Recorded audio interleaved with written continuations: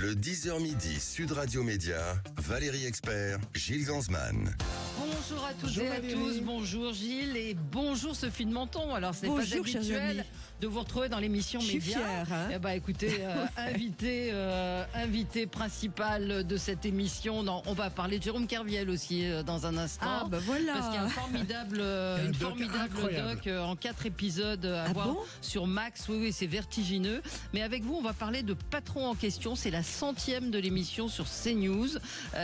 Enfin, une émission qui parle d'entreprise. On va en parler dans un instant. C'est extrêmement rare hein, sur les chaînes de télé. À un moment, il y avait plein d'émissions généraliste, économiques. oui. Alors, et ne confondons pas, on en parlera, Oui. les émissions économiques et les émissions Ah bah sur oui. les patrons. On Ah en oui, parlera. j'ai pris un extrait, vous verrez, vous avez un ton particulier dans cette émission. Aïe, aïe, aïe, je crains le pire. Bah oui. Allez, c'est bientôt Noël. Et vous savez que le grand sapin de Noël Sud Radio est là pour vous offrir un nombre Je prends incroyable mon de portable. très beaux cadeaux. Jouez Gilles, Oui, ça jouez y est, je Sophie. prends mon portable. Vous gagnerez peut-être une enceinte Bluetooth, vous en Oh là rêvez. là, oui. JBL offerte par Sud Radio et la Confédération des buralistes.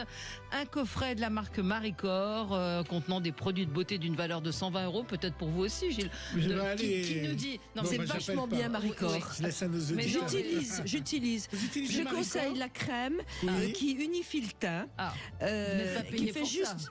Ah bah du tout. Ah, Voilà. Qui unifie juste le teint, c'est pas un fond de teint, mais c'est formidable. Eh ben, ils vont être contents chez Maricor. bah voilà. Et donc, un coffret d'une Il y a valeur de plein de 120 choses. €. Il y a plein de choses. 0826 300. Bonne chance à tous. Nous prendrons le combienième appel, Sophie? Troisième, ça porte bonheur. Troisième. Allez, bonne bah, faut chance. faire vite. Hein. On va tout de suite passer au zapping.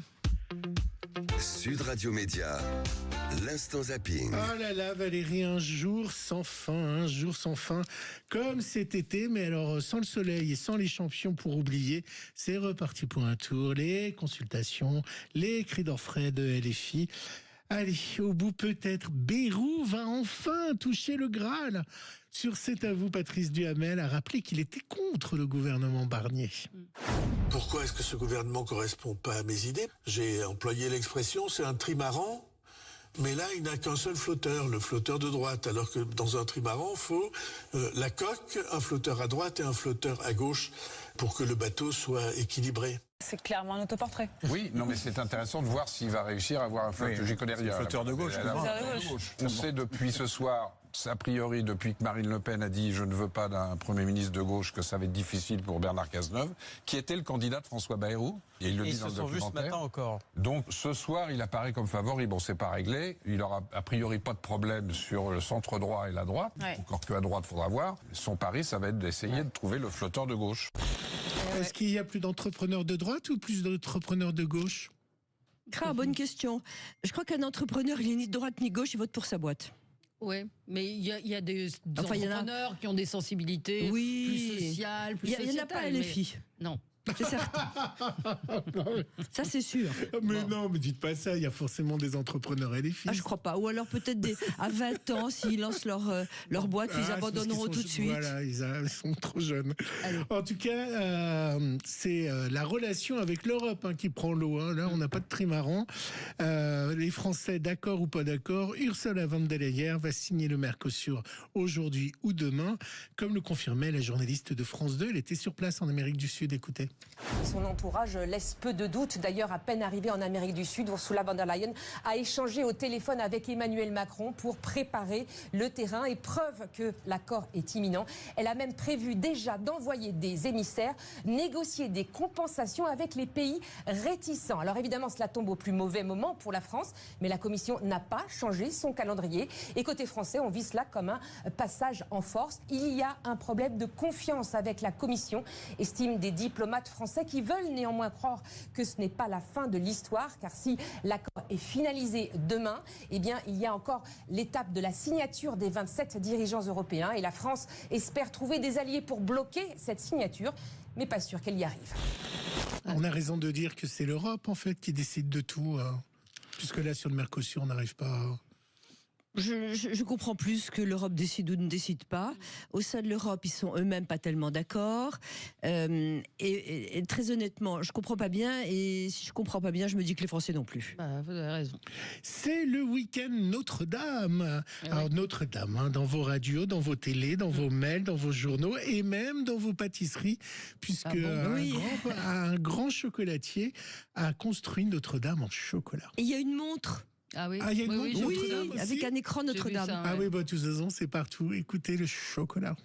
Alors que la cathédrale Notre-Dame de Paris va rouvrir ses portes ce week-end, la maison Valrhona a dévoilé une superbe sculpture du monument tout en chocolat. Elle mesure 2,20 m de long, 1,50 m de large et 1,40 m de haut et a nécessité près de 3000 heures de travail de la conception au montage. Les sculptures comme les gargouilles et la rosace ont même été façonnées à la main. Valrhona a voulu rendre hommage aux joyaux du patrimoine français en concevant cette œuvre 100% chocolat. Elle sera exposée du 8 décembre au 15 janvier 2025 au sein du terminal 1 de l'aéroport Paris-Charles de Gaulle à Roissy. Et oui, dès que les touristes vont arriver, ils vont voir cette sculpture en chocolat de Notre-Dame. Alors, pour visiter Notre-Dame, il faut prendre son mal en patience, hein, parce que j'étais sur le site. C'est un raz-de-marée incroyable. Vous êtes pas invité Non, j'espérais l'être, mais pas du tout par l'Élysée. Mais je connaissais le directeur général de Notre-Dame, parce qu'il y en a un. Et il était même question qu'on puisse visiter pendant les travaux. Enfin, tout ça est oublié. Et du coup, vous avez envie d'y aller quand même? Ah bah pour l'instant, j'ai très peur de la foule.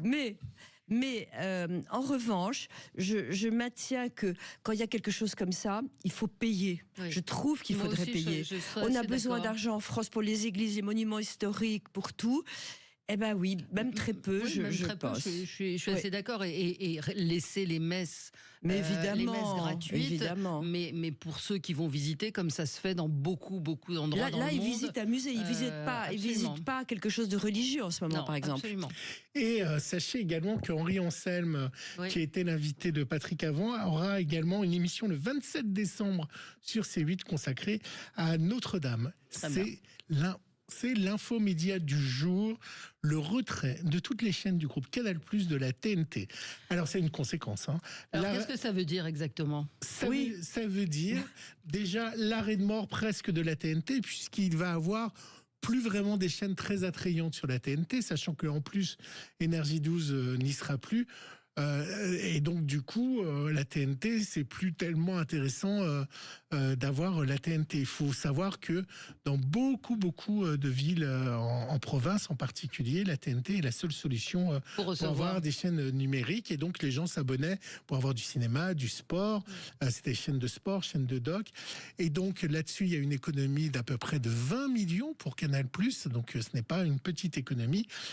Faut pas oublier que l'Arcom s'est attaqué à Canal+, c'est 26 millions d'abonnés dans 52 pays, Canal+, et c'est également le financement du cinéma. Et sur ces chaînes, il y avait une TVA, il y avait une taxe pour le cinéma, et cette taxe va donc ne plus exister. C'est une perte de près de 200 millions pour le CNC. C'est évidemment les studios et le monde du cinéma s'inquiètent parce que on a vu ce qui s'était passé sur d'autres domaines. C'est d'ailleurs ce qu'a rappelé Cyril Hanouna hier dans Touche pas à mon poste. Canal+, donc leader européen des médias et l'un des principaux groupes mondiaux du secteur, ne cesse de subir des décisions fiscales et réglementaires pénalisantes pour son exploitation en France, puisqu'ils veulent leur changer énormément de choses, et notamment une histoire de TVA. Augmentation de sa taxe versée au CNC, menace sur son taux de TVA pourtant directement lié à son statut de premier financeur du cinéma français. Il faut savoir que Canal+ finance à 90% le cinéma français. Sans Canal+, il n'y a pas de cinéma. Voilà. On a vu ce qui s'est passé avec le foot et la Ligue 1, mais ils veulent faire la même chose. Ils n'ont pas tiré les leçons. Voilà, Canal+, sans Canal+, terminé, plus de cinéma. Voilà. Donc bravo à eux pour cette décision. Et oui, il ne faut pas oublier qu'il y a une vraie catastrophe sur le financement des clubs de football parce que évidemment DAZN a eu des vrais soucis sur ses abonnements et donc ça a été une catastrophe pour le football qui ne s'en remet toujours pas. Et Cyril Hanouna a raison, évidemment que ça met en danger le cinéma. Mais peut-être qu'on arrête aussi de financer des films nazes. Ça c'est autre chose. Mais non, parce qu'on finance quand même des nanars, des films qui font 8 à la rentrée. Il y a 4 films de Noël français absolument crétins, nazes, où il y a 8 spectateurs par séance. Non, vous n'êtes pas d'accord? J'ai pas tout à fait d'accord, parce que j'ai interrogé justement beaucoup des producteurs qu'on connaît bien, en particulier Alain Terzian, en particulier Rousset-Roire, que je connais bien, et qui me disent qu'on est très injuste. Le cinéma français fonctionne pas mal. Oui. Donc, on soutient probablement des films qui marchent moins bien, mais globalement, il y a une espèce d'équilibre. Il fonctionne bien, on a un modèle exceptionnel, il paraît qu'on tire beaucoup trop là-dessus. En revanche, sur ce que vous disiez, c'est dramatique pour le financement du cinéma. Ils sont tous paniqués. Alors on va voir comment ça passe. Mais nous avons là, pardonnez-moi, la preuve une fois de plus. Mais qu'est-ce que c'est que ce mêlé, que l'État se mêle de tout, de mettre des sanctions. Voilà les répercussions. De mettre des sanctions, de dire ce qu'on doit regarder, ce qui est nul ou pas. Sur C8, quoi qu'on en pense. C'est quand même un scandale absolu. En l'occurrence, l'émission de Cyril Hanouna, qu'on l'aime ou qu'on l'aime pas, il est en tête des audiences à cette heure-là. Non mais c'est comme quand on dit en France qui produit des programmes. Pas 300 ou 400 employés comme ça d'un trait parce qu'il y a un animateur. Mais c'est exactement comme pour le vote des Français. On leur dit quoi voter, quoi regarder la télé et quoi voter. Et puis il fallait que Canal+ donne un signal fort parce qu'il y a sa cotation en bourse qui a lieu le 16 décembre. De la situation, Paul McCartney aurait pu dire Live and Let Die. Oh là là, mais deux concerts exceptionnels, incroyables. Mais oui, à la Défense Arena. Exactement, le polo fringant à 82 ans sur scène. Incroyable. Il était en concert à Paris. Paul McCartney, vous étiez qui, vous, Sophie? Paul McCartney ou John Lennon? Paul McCartney, toute ma famille est allée le voir, mes enfants, petits-enfants émerveillés. Non, mais vous, à l'époque, non, vous en foutiez des Beatles. Bon, allez, on écoute. Depuis le concert, c'est extrait du concert. Il y a des photos des enfants chantant la la la. Ah, c'est bien ça. C'est incroyable, sa voix n'a pas bougé. Il paraît qu'il y a 36 chansons, 2 heures et demie. Et pourquoi vous n'y avez pas été, vous qui êtes fan? Je sais que vous aimez bien. Parce qu'il n'y avait plus de place. Effectivement, vous avez essayé? Oui, mais comme me dit une copine, si tu n'y étais pas, t'as raté ta vie, c'est un peu ça. À signaler qu'il n'y avait pas de complément d'enquête hier soir, donc il n'y a pas eu action. C'est un auditeur qui me dit ça. Évidemment, je pense que ce sera diffusé dans les semaines qui viennent. Et à signaler que la soirée événement de France 2 n'a pas tellement fonctionné. 1 200 000 téléspectateurs, 6% de part de marché. C'est arrivé derrière le meilleur pâtissier, derrière le commandant Saint-Barth, derrière l'oublié d'Amboise. Le meilleur pâtissier, c'est pas le président de la République? Non, le président de la République, il a rassemblé, j'ai pas pu faire le calcul, mais pas loin de 14 millions de téléspectateurs hier soir. Pas regardé, et on va en reparler tout à l'heure. On va prendre notre gagnant. On a notre gagnant ou notre gagnante. C'est une gagnante. Bonjour. Ça tombe bien. Bonjour Aurore. Vous nous appelez d'où? De Orthez. Orthez. Dans les Pyrénées-Atlantiques. Très bien. Vous êtes fidèle de Sud Radio. Vous êtes précipité sur votre téléphone? C'est cela, oui. Voilà. Alors, qu'est-ce que vous avez gagné? Eh bien, nous allons découvrir votre cadeau. Vous avez gagné un séjour de 3 jours et 2 nuits à Port Aventura World pour 2 adultes et 2 enfants en pension complète. Ça, c'est magnifique. Chambre à partager dans un hôtel 4 étoiles du parc. Magnifique hôtel Port Aventura. Vous avez des enfants, Aurore? Oui, j'ai 2 enfants et c'est super. Je vais pouvoir amener toute la famille. Ils ont quel âge, Aurore? 10 ans et 7 ans et demi. Ils vont adorer. Parfait. Et qu'est-ce que c'est Port Aventura? Je suis nulle. C'est un grand parc incroyable. Oui, à quel endroit? Il y en a plein. Il y en a partout en France. Oui. Vous connaissez Aurore? Et je connais, oui, je devais y aller en plus avec mon compagnon et mes enfants. Cet été, on n'a pas pu y aller, donc c'est une très bonne surprise et c'est un très bon cadeau de Noël. Eh ben super, on est ravis pour vous et merci de votre fidélité à Sud Radio et passez de très bonnes fêtes. On se retrouve dans un instant avec Sophie de Menton pour parler de Patron en question. À tout de suite. Sud Radio Média, l'invité du jour. L'invité du jour, c'est Sophie de Menton, que vous connaissez bien sur Sud Radio, évidemment, puisque Sophie, vous participez régulièrement au débat d'actualité. Là, on vous reçoit, vous êtes présidente d'un mouvement patronal, qui est le mouvement éthique. Et CNews vous a demandé, il y a quelque temps, d'animer une émission autour des patrons. Et encore une fois, on va préciser ce qu'est cette émission, puisque ce n'est pas une émission d'économie, mais vous avez voulu interroger des patrons patrons pour parler de leur quotidien, de leur réalité. Vous célébrez la 100e, donc ça veut dire que c'est un vrai succès. Racontez-nous un petit peu cette aventure. Écoutez, c'est assez étonnant parce que j'ai été appelée et il y a quelqu'un de très haut placé chez CNews qui a dit mais comment il n'y a pas de patron sur notre chaîne. Alors, tout le monde a répondu, mais enfin, si, il y a des émissions économiques. Et c'est intéressant parce que nos auditeurs doivent le savoir. On a des plateaux indéfiniment avec des économistes. Excusez-moi, les économistes, ils sont très forts en macroéconomie. Ils savent pas ce que c'est. Il y en a plein qui savent pas ce que c'est qu'une boîte, une petite boîte, une PME, un commerçant. Et on les voit jamais, ces gens-là. Ils ne commentent pas l'actualité. Alors qu'ils ont les mains dans le cambouis. Absolument. C'est eux qui agissent pour la France. Qui tiennent le pays. Ouais. Et donc voilà. Alors stupéfaite, j'y suis allée. Donc ils m'ont convoqué à CNews et ils m'ont dit ce serait votre émission. Alors j'ai dit écoutez, d'abord je ne suis pas une journaliste. Incapable, comme Valérie Expert, bien sûr, d'aborder des sujets, d'être objective, impossible. Je suis pas une journaliste, je ne tiens pas à l'aide, je suis à la tête d'un mouvement patronal, chef d'entreprise, donc non. Ils m'ont dit mais justement c'est ce qu'on veut. Alors j'ai dit bon. Ils m'ont demandé de choisir le titre. Et d'ailleurs, il faut le reconnaître, il faut rendre à César ce qui est à César. C'est notre académicien Jean-Marie Rouard que j'avais vu à ce moment-là. Je dis, oh là là, je cherche un titre qui avait été à la tête de Figaro. Et j'avais envie d'appeler ça J'aime ma boîte, mais je peux pas. C'est la fête des entreprises, je pouvais pas. Et il m'a dit patron en question. Et donc, patron en question, qui est le titre que j'ai choisi pour cette émission. Je précise que j'ai accepté, qu'ils ont été formidables. J'ai une liberté totale. Il faut le dire quand même, parce que c'est une chaîne où on vous explique que j'ai une liberté totale.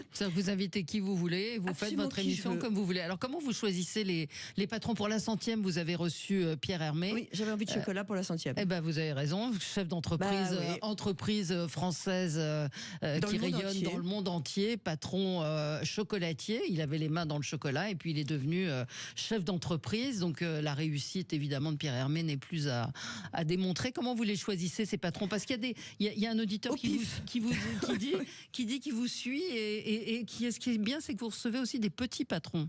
Oui, énormément. Mais des petits patrons qui ont quelque chose, parce que sinon les petits patrons, il y en a 2,5 millions. Mais c'est vrai que chacun a quelque chose à dire. Ce qui m'intéresse beaucoup dans cette émission, et ça c'est vrai qu'on n'en parle jamais, c'est la personnalité du type. Il y a par exemple un grand patron qui disait, moi j'ai fait de la course automobile à 23 ans, à 24 ans, je pensais qu'à ça. Puis à un moment donné, je me suis dit non, stop, ça suffit. Ils ont tous une histoire personnelle. Et alors, je crois franchement que c'est la seule émission qui ne parle que de leur énergie, de leur goût d'entreprise, du plaisir qu'ils ont. Et ce qui m'a fait le plus plaisir du coup, c'est quand à CNews, il y a des gens qui passent derrière le studio, comme ici, et qui disent « Ah là là, c'est la bonne humeur ». Et je ne le fais pas exprès, mais c'est vrai que ce sont des bonnes nouvelles. Alors vous avez un ton particulier dans cette émission. Non, mais c'est vrai que c'est vraiment aussi un ovni parce que vous leur dites que vous n'hésitez pas à faire des oh ah mais je ne savais pas, incroyable. Et vous parlez même de votre chien. Je ne sais pas si vous vous souvenez d'un monsieur d'une entreprise qui en fait filtrait l'eau grâce à des UV. Et vous avez parlé avec lui de votre chien. Ça montre bien cet extrait, vous verrez ce que vous êtes tellement naturel dans cette émission. Écoutez. Votre société s'appelle UV Germi. Alors UV Germi, c'est UV pour ultraviolet évidemment, qui est une solution naturelle. C'est une onde émise par le soleil qu'on reprend, qu'on canalise, qu'on amplifie pour faire de la dépollution. Le fonctionnement des ultraviolets, alors on les perçoit pas à l'œil, mais en tout cas on connaît de manière empirique leurs effets pour blanchir le linge par exemple, mais également... C'est de toute façon empirique. Absolument. Mais pour désinfecter l'eau, c'est également quelque chose qui est su par les animaux. C'est pour ça qu'ils s'abreuvent dans de l'eau stagnante et pas de l'eau courante, parce qu'ils savent que sur de faibles épaisseurs, le soleil désinfecte naturellement l'eau via les ultraviolets.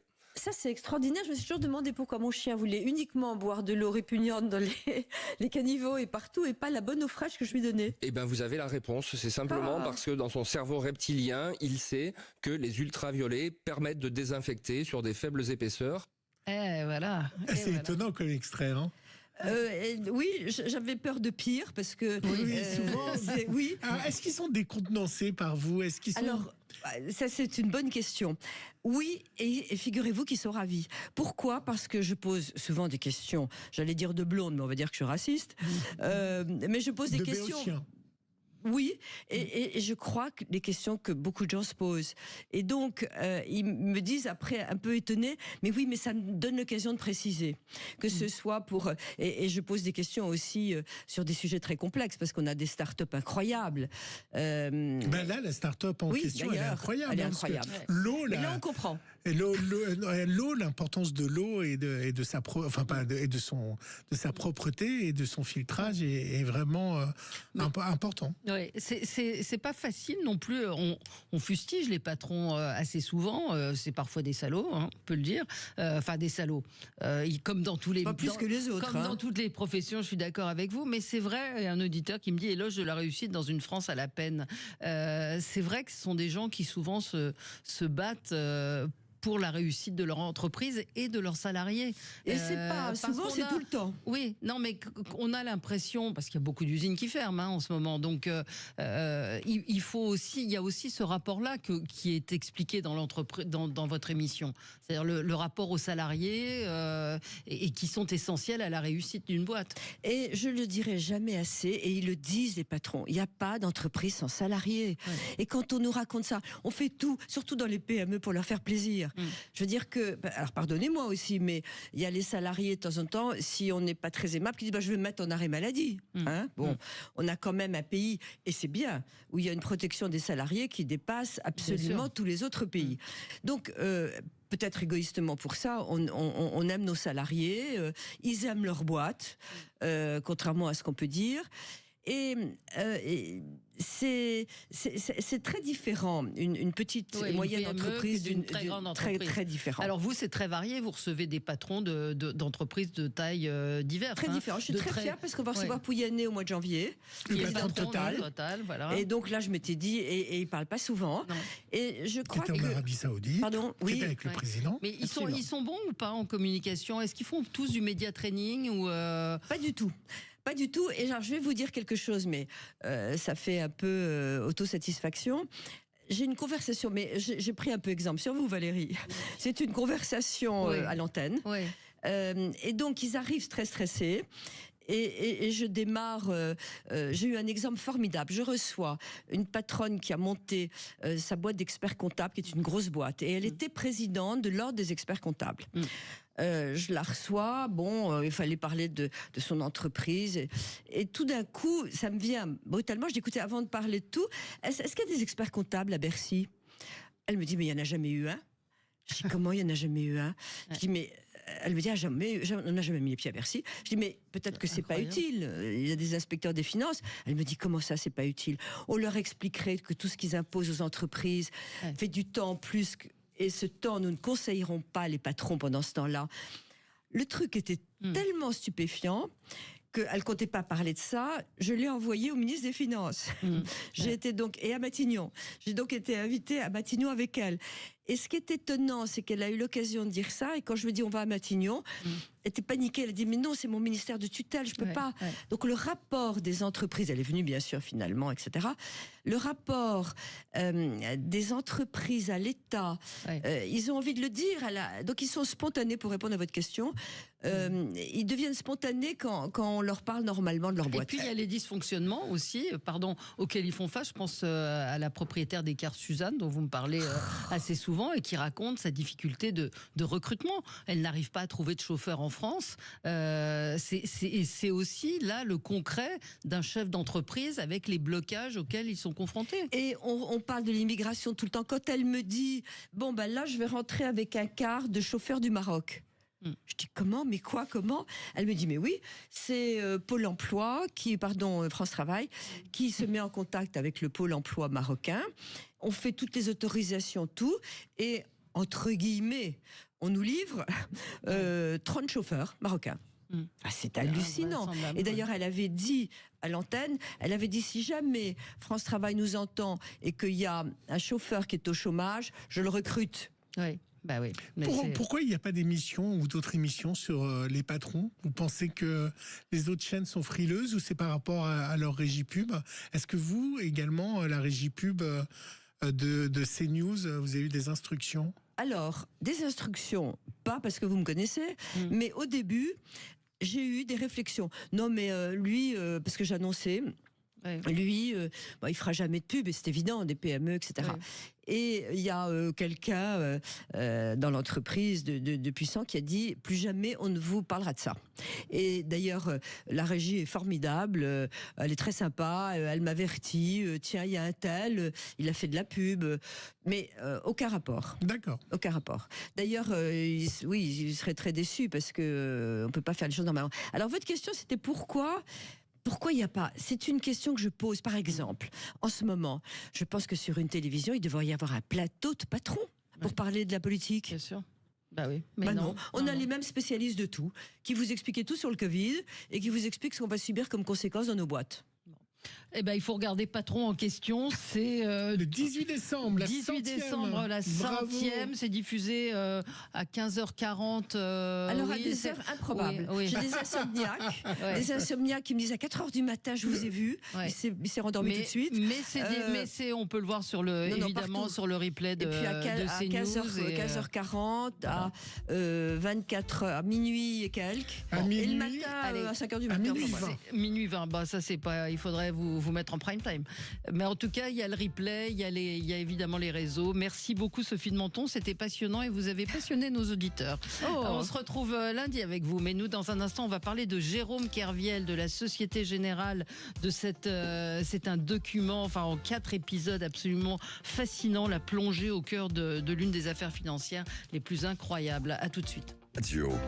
Le supplément média. Le supplément média, c'est aujourd'hui, ce sont deux réalités. Enfin, je recommence. Normalement, on serait enregistré. On la refait. Voilà, on la refait. Le supplément média avec Fred Garzon. Vous êtes réalisateur et Jean-Louis Pérez, vous êtes le producteur de cette série documentaire Kerviel, un trader, 50 milliards. C'est sur la plateforme Max. C'est un document absolument exceptionnel. On était en train d'en parler. C'est pour ça que j'étais un petit peu perturbée par ce que j'étais en train de dire, parce que c'est une plongée au cœur de cette affaire hors norme, Jérôme Kerviel qui a détourné, qui a investi 50 milliards d'euros au nom de la Société Générale en toute... Qui a pris des positions pour 50 milliards. Ouais. Voilà. 50 milliards de positions, c'est plus que les fonds propres. Alors, de la ce qu'on appelle les positions, ça veut dire qu'on met les a placés sur les marchés. Voilà, puis on attend que ça monte ou que ça descende pour pouvoir retirer sa mise ou alors avoir des pertes. Et puis chaque jour, on regarde les pertes. Et là, ça commence à être vertigineux. Ou les gains. Ou les gains. Ouais. Comment vous avez réussi à le convaincre de faire un documentaire? Parce que, évidemment, Jérôme Kerviel, pour nos auditeurs, est présent dans ce documentaire. C'est un des témoignages forts, mais il y a aussi le patron de la Société Générale et le patron des marchés. On voit les 3 hommes qui racontent l'histoire. C'est formidable. C'est ça, c'est une quinzaine de voix, en fait. L'idée était de se plonger au cœur de cette affaire et de rencontrer qui étaient les actrices et les acteurs de cette affaire. Donc oui, Jérôme Kerviel est très présent, mais... C'était le point de départ, en fait. C'était le point de départ. C'est une rencontre que j'ai eue avec lui, et puis il a dit OK, on s'est rencontrés avec Fred Verapeltekian chez Max, et puis on s'est dit que c'était un bon point de départ, mais c'était pas suffisant, et on s'est mis à travailler. Ouais, et il faut dire que la réalisation est exceptionnelle, c'est-à-dire que c'est un thriller. C'est vraiment, on est capté dès les premières minutes, parce que c'est haletant en fait, parce qu'on a la musique, on a la façon dont vous avez fictionné, mais de façon extrêmement subtile. Alors tout est vrai. Non, mais quand je dis fictionné, c'est l'image. Les images. On est vraiment dans le loup de Wall Street. Dans les images, dans la musique, dans le rythme. Il y avait tous les éléments qui constituent un thriller. Vous êtes travaillé avec Luc Besson, ça aide un peu.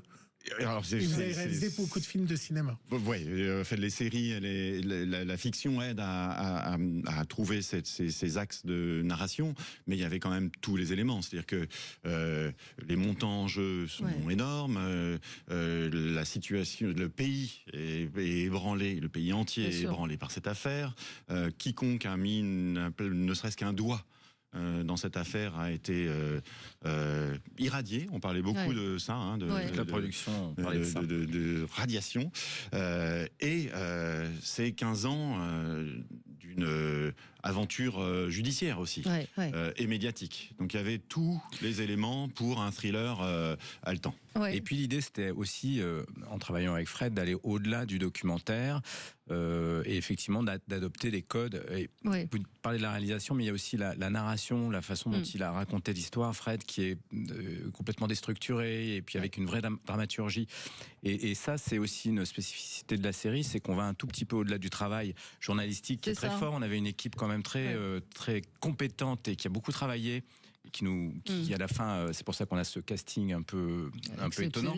Mais donc c'est la rencontre de deux mondes. Nous, moi j'ai l'habitude de faire des documentaires, voilà, des enquêtes, et Fred s'est emparé de tout ça, de toute cette matière, pour en faire un vrai récit. Et c'est, je crois, ce qui plaît en fait dans cette série. Je l'exprimais mal en parlant de fiction parce que c'est pas une fiction, que tout est vrai, mais il y a la forme d'un thriller, encore une fois, qui est extrêmement puissante dans la narration, et puis le témoignage de Jérôme Kerviel, qui pour le coup, alors est-ce qu'il lui a été exigeant sur le montage? Est-ce qu'il a eu un droit de regard? Non, pas du tout. C'était un peu la tienne, celle de Jean-Louis Pérez comme producteur et la mienne. En premier lieu aussi, était d'avoir une indépendance absolue vis-à-vis de toutes et tous. C'est-à-dire qu'ils avaient la garantie que leur voix serait respectée et pas tordue, pas distordue. Et j'avais la garantie de pouvoir bâtir un récit de façon indépendante dès lors où le récit était complet. Alors lui, c'était un bon moment pour lui. Il avait peut-être besoin aussi, ou envie en tout cas, de raconter son histoire un peu dans la longueur. Voilà. C'était un moment où il avait envie de le faire. Donc on est un peu tombé au bon moment aussi. Alors c'est l'histoire d'un homme qui devient fou par l'argent, et ça commence quand même par une martingale incroyable. Alors ça, c'est le début du doc, où il parie des choses en bourse, et puis ça descend, et il y a un attentat en Angleterre qui va changer les valeurs de la bourse, et grâce à un attentat, il gagne beaucoup d'argent, et là c'est le déclic en fait. Alors c'est aussi le constat de ce que sont notre monde, ce qu'est la bourse. Voilà, ce qu'est notre monde, ce qu'est un système financier, comment ça marche. On était tous novices, aucun de nous n'était expert en finance, avant de s'attaquer il y a 2 ans et demi dans cette aventure, et on a appris. Donc il y a tout un vocabulaire. Parfois presque scientifique ou barbare, et l'idée c'était de tirer des lignes claires, de pouvoir saisir, de pouvoir comprendre les grands mouvements, comment ça marche. Moi je me suis dit, il faut surtout pas bâtir un récit technique et savant, mais au contraire de tirer des lignes claires sur les enjeux. Et vous avez raison, c'est étrange comme parfois des drames font des heureux. Ils font monter la bourse, et là il va devenir. Est-ce que vous pensez qu'il devient fou? Fou, est-ce qu'on l'est pas tous un peu fou, je ne sais pas. Il perd pied en fait. Voilà, c'est difficile de garder pied dans un monde tellement en distance de la réalité. C'est il y a manifestement une émulation, et puis tout dépend des tempéraments. Vous avez. Puis, en fait, si vous voulez, la première fois qu'il place l'équivalent d'un appartement qu'il est en train d'acheter, 200 000 €, il est un peu anxieux, paniqué, il se rend compte, et puis à un moment donné, il perd pied parce que c'est de l'argent, mais c'est surtout des lignes sur un ordinateur. Donc c'est cette bascule-là qui s'opère. Qui est peut-être propre à Jérôme Kerviel, mais il n'est pas le seul. On sait très bien qu'il y a beaucoup de traders aussi. C'est une pression. Toutes les histoires de dérives comme ça, mais il perd pied parce que je pense qu'il y a un moment donné où ce sont que des lignes sur un ordinateur. Ouais, et quand il est content, aujourd'hui il le dit avec un peu de recul, ça qui est intéressant aussi chez lui, c'est de dire je suis content en fait de faire de l'argent sur finalement un attentat. Il se rend compte du paradoxe aujourd'hui. Sur le moment, il s'en rendait pas compte. En fait, il y a tous les protagonistes. Hein. Il y a Daniel Bouton, le patron de la Société Générale, qui défère. Et on voit la meurtrissure. Enfin, c'est quelque chose d'assez fort. Hein, des années après, beaucoup, ils s'en sont pas remis. Bah, ça a été un choc terrible, pour beaucoup d'entre eux. Parfois, c'était un choc positif. Des communicants, des avocats, pour qui ça a été un booster de carrière aussi, puisque c'est une affaire qui était très en vue. C'est ça qui est intéressant, c'est que manifestement, ces affaires sont rares. Vraiment, c'est dans l'histoire. Les montants sont... Oui, ils sont faramineux. Les enjeux sont extrêmement puissants. Il a fait perdre 5 milliards d'euros à la banque. Et 5 milliards. Des vies vacillent comme certaines autres prennent un ascenseur. Ouais. Et alors, la chose que vous disiez, Valérie, hors antenne, est-ce que ça vient aussi qu'il n'est pas du sérail, en fait? C'est ce que je vais te laisser parler, mais c'est ce qui vous a étonné, c'est le fait que ça soit... il arrive, il est un peu fasciné par ce milieu, mais il n'a pas la formation comme les autres. Il arrive un peu sur le tard, quoi. C'est ça, il y a deux choses. C'est que c'est le petit gars, il serait pas content de m'entendre dire ça, mais c'est ça l'histoire. C'est que en fait, c'est ce côté universel de cette histoire où on est tous à un moment donné très heureux de rentrer dans un univers, de faire un métier. Bon, il a ça. Et ce que on a vraiment découvert aussi en travaillant, c'est que on a une image du trader qui est un peu le loup de Wall Street. Or, à la Société Générale, ils sont tous plus ou moins, enfin, soit polytechniciens, soit centraliens, c'est des ingénieurs de haut vol. Donc c'est vrai que Jérôme Kerviel, il arrive un petit peu dans ce milieu-là et il n'a pas le profil des autres traders. Donc il a beaucoup plus à prouver. C'est aussi pour ça qu'il veut s'affirmer, il veut trouver sa place. Et ça fait partie aussi de son histoire, de ce qu'il est. Il y a les deux derniers épisodes qui reviennent sur le procès, sur toute l'affaire judiciaire, et puis sur ce point fondamental qui est de dire est-ce que la banque savait ou ne savait pas. Lui, sa théorie, c'est que la banque était au courant. Il y a deux positions. Alors, après, ce qui est intéressant, c'est en ça qu'une série est intéressante. C'est en ça qu'une série va au-delà de du factuel journalistique. On sait, moi, je me suis dit en prenant cette histoire à bras-le-corps, je me suis découvert changer d'avis, beaucoup, changer de point de vue, mais à plein d'endroits, de point de vue de responsabilité, de point de vue du bien du mal. Ça, en fait, ça bousculait mes morales intérieures. Je me suis dit, mais la série, c'est ça, il faut provoquer ça chez le spectateur. Donc, c'est vrai que j'imagine que votre avis a dû changer comme un métronome au fil des témoignages. La justice a tranché. Bien sûr. Il a été condamné à 5 ans de prison. On raconte dans la série, il y a quand même des éléments, les 74 alertes, il y a quand même des choses. Voilà. Donc lui, de son point de vue, évidemment que c'est aussi le combat d'une vie. Celui des échanges de mails, il n'accepte pas la décision de justice. Sa réaction quand il a vu la série. Justice. Alors, il n'a pas voulu qu'au moment pas. Malheureusement, c'était un peu ce dont on parlait tout à l'heure. C'est-à-dire qu'il n'y avait pas de droit de regard. Une indépendance absolue. Non, mais au moment de la diffusion, on lui a proposé quand même. Enfin, on a voulu savoir un petit peu. Non, certains l'ont vu, d'autres non. Lui, il l'a pas vu. Alors, on est quand même une émission média, donc je vous pose la question aux producteurs. Pourquoi pas les chaînes nationales? Parce que c'est un sujet fort. Est-ce qu'elles n'ont pas voulu y aller? Et pourquoi pas Netflix plutôt que Max? Ils vous ont payé plus cher que Netflix et que Prime Video. On va pas tout vous raconter. Non, mais c'est vrai qu'on a plus le réflexe de se dire c'est un documentaire Netflix, quoi. C'est un documentaire Max aussi. Très Max, on a pu bien travailler. Netflix aurait pu être une possibilité. Il se trouve que Max était en train de monter sa plateforme au moment où je l'en ai parlé. Il se trouve que voilà, ça s'est fait avec Max. Et puis c'est vrai que C'est comme ça qu'on s'est rencontré avec Fred. En fait, c'est Vera Peltekian chez HBO Max, ça s'appelait HBO. Ce genre de Max, c'est la Warner. Hein. Oui. Voilà. Avec qui j'avais développé une série de fiction par le passé et qui a organisé notre rencontre avec Jean-Louis, en fait. Ça aurait pu être plein d'autres gens, mais ça s'est fait chez Max. Et ça met en lumière cette plateforme qui est peut-être méconnue. Vous pouvez vous abonner, vous désabonner, aller regarder ce que vous voulez. Il y a plein de très bonnes choses. 3 mois gratuits. Et vraiment, on vous conseille ce doc en 4 épisodes. Donc Kerviel, un trader à 50 milliards, Fred Garzon, le réalisateur, et Jean-Louis Pérez étaient avec nous ce matin.